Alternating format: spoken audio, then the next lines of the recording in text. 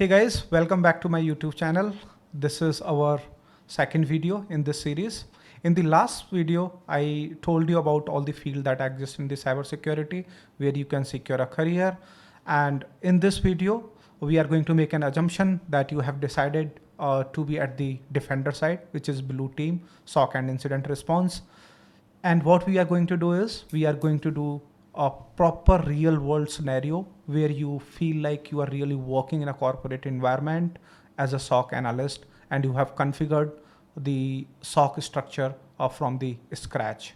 With that, let's get started. And I can assure you this is going to be a real fun, practical, hands-on, and close to real world. Thanks guys. Let's get started. Okay, let's get started. Let me share my screen first so you could see it. First thing first, I wanted to give the quick recap of what we already covered during the last video. We talked about all the career domain that exist in the cybersecurity. Those are many. And we talked about why do we need cybersecurity, why those teams even exist in a corporate world. So with that, let me remind you that we are going to assume that you have made a choice to make your career into blue team specific domain, which is also called SOC analyst role and SOC division. SOC means nothing, security operations center, that is the full form. If you don't have much idea, don't even worry about it. We are going to cover in very detail every aspect of SOC. So this is just going to be a beginning of the full journey into the SOC world, and I'm really excited for that. So, like I said, you have made your mind, you have decided to be a defender. So let's start that journey. I'm making the assumption, again I'm reminding you that I have made the assumption that you have chosen blue team as your career path, and I would be talking about the incident response path, the SOC division, what all team exist within the blue team, right? And our combined goal is going to be that you become a security analyst, and also if you decide to be a content engineer or the SOC implementer in that specific domain. That's the goal for this series. Series roadmap quickly. I have been thinking about it for last 1 week. How can I make it more interactive and make it more useful and make it very close to the real world? So I have come up with this phase 4 approach. I have divided this entire the series into the phases, which include phase 4. In the phase 1, obviously I'm going to talk about the fundamentals, CIA triad, key terms, OS and networking. If you have no idea at all what is the CIA triad, if you don't understand these terms, don't even worry about it because we are going to cover those in detail. In the phase 2, we so this is like the most important part. I thought what I can do to make it like very close to the real world, like I mentioned. So I have come up with an idea that we are going to assume a functional company which is called CyberOak, which happened to be my channel name as well. So we are going to assume this is a full-fledged corporate company, and then we will assume that this company need a SOC division and a blue team. Then we will set up that team from the scratch. Then in the phase 3, we are going to operationalize the whatever the setup tools that we have configured.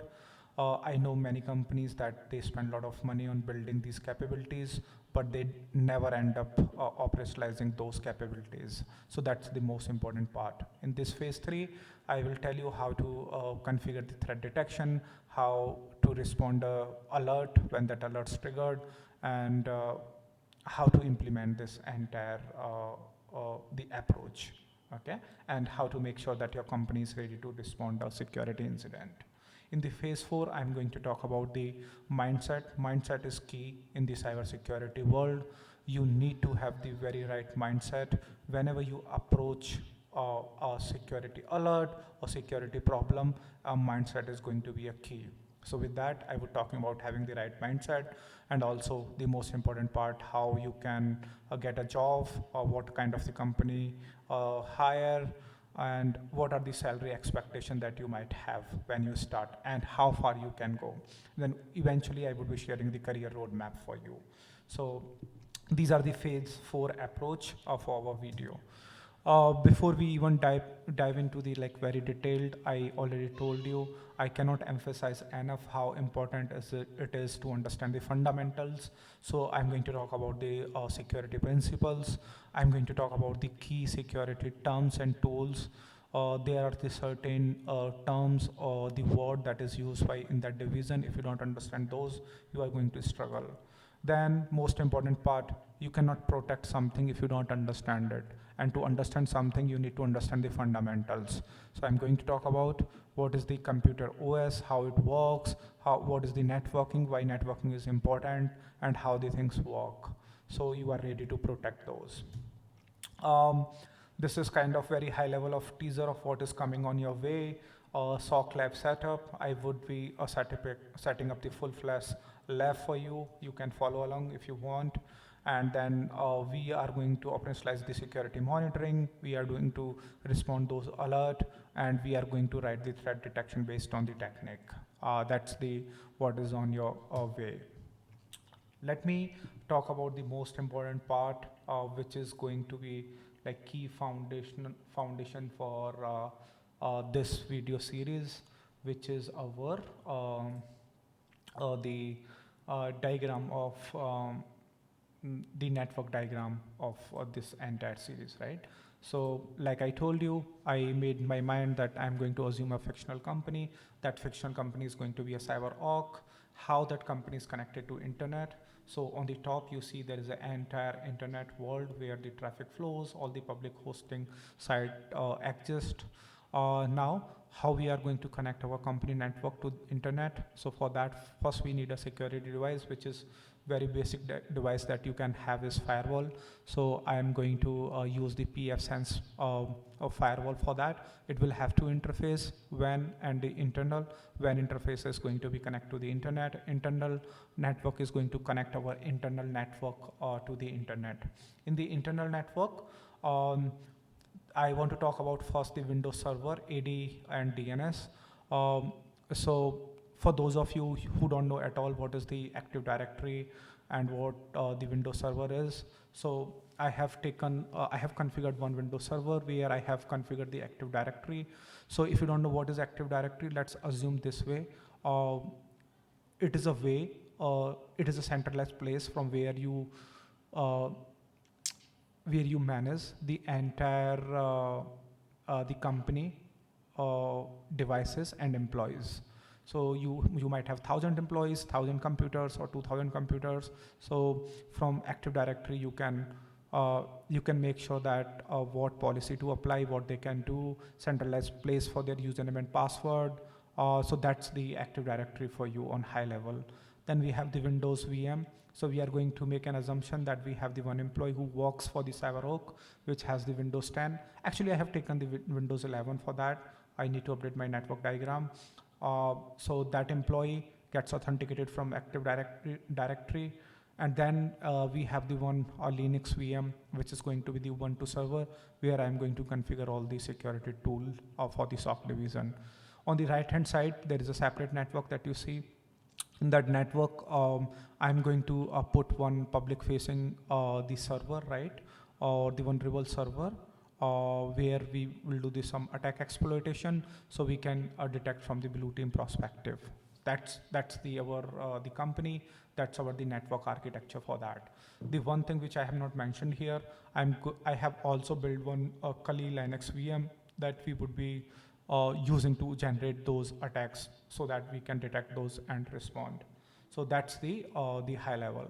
So with that, now let me give you a very good idea about this lab, how it is configured. It is already configured. So let's move to my lab machine.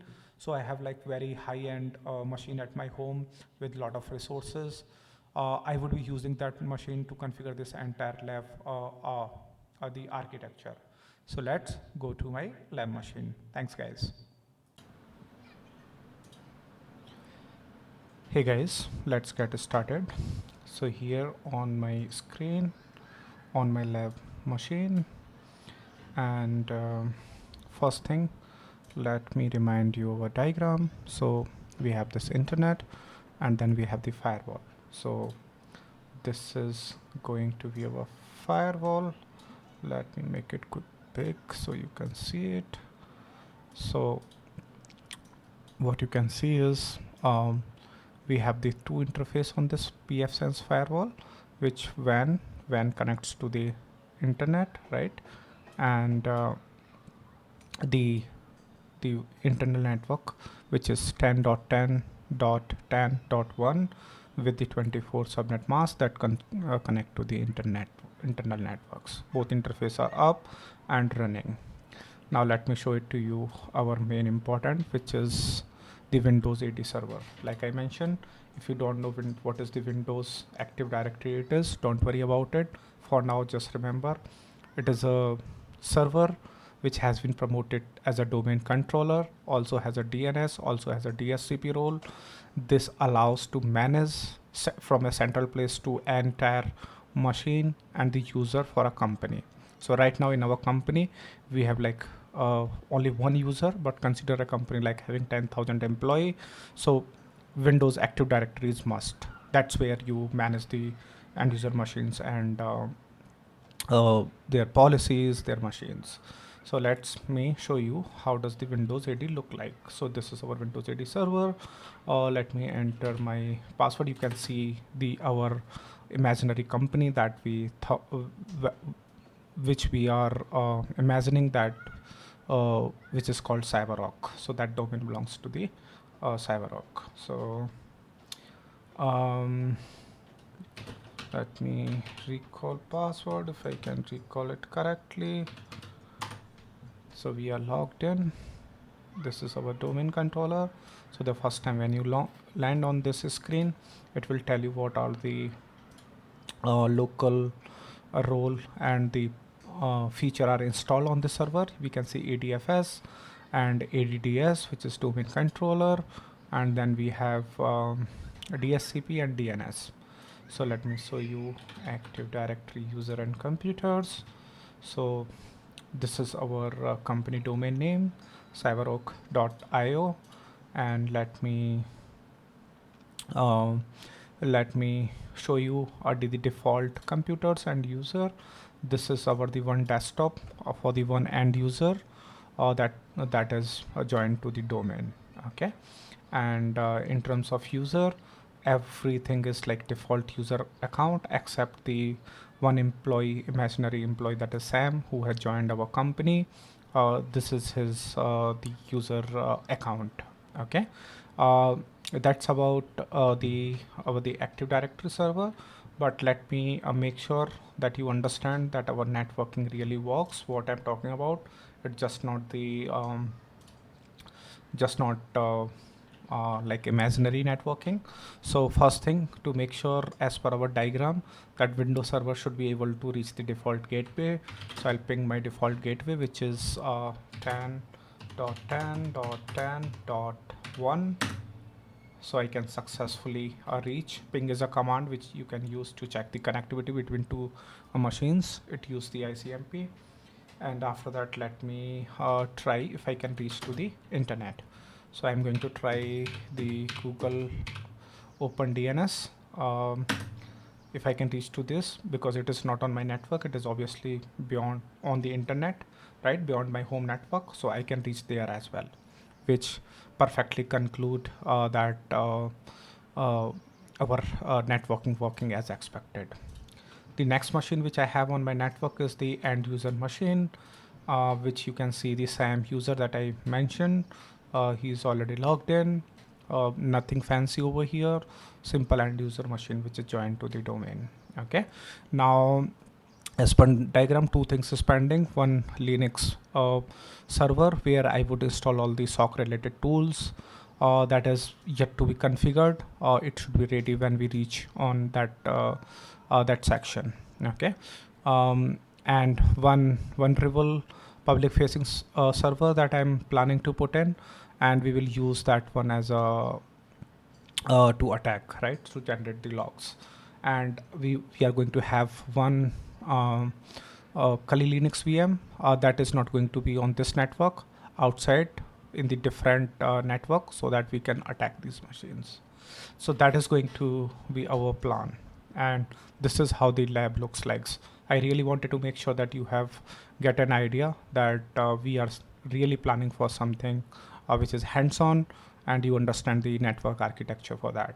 Okay, as always, thanks for watching, and if you really like this video, please like and comment, and let me know if you have any questions on lab or network or anything in the comment section, and I'll be happy to answer those questions. Thanks again for watching. I'll see you in next video. Have a good one, guys. Bye.